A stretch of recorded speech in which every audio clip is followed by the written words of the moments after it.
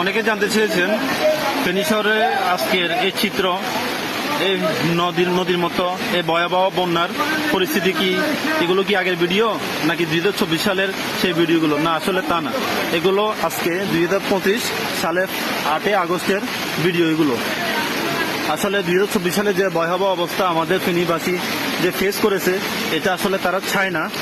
তারা চায় অতি দ্রুত যেন বৃষ্টি আল্লাহর রহমতে বন্ধ হয়ে যায় এবং যেন আবার সবকিছু পুনরায় যেমন জীবনযাপন এবং মানদণ্ড সবকিছু ঠিক থাকে।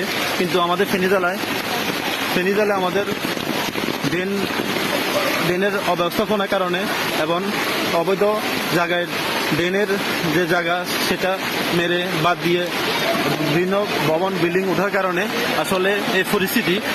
ঠিক তেমনিভাবে যদি আবারও পানি ছেড়ে দেয়, তাহলে এই যে পানি দেখতেছেন এটার থেকে আরো বেশি পরিমাণ 2 থেকে 3 গুণ পানি বেড়ে যাবে এবং শুধু ফেনী শহরে সীমাবদ্ধ থাকবে না, এটা আপনার ফেনীর বিভিন্ন উপজেলা, গ্রাম অঞ্চল এবং ইউনিয়নের সব জায়গায় এই পানি পৌঁছে যাবে এবং 2024 সালের রূপ আমাদেরকে আবার দেখতে হবে।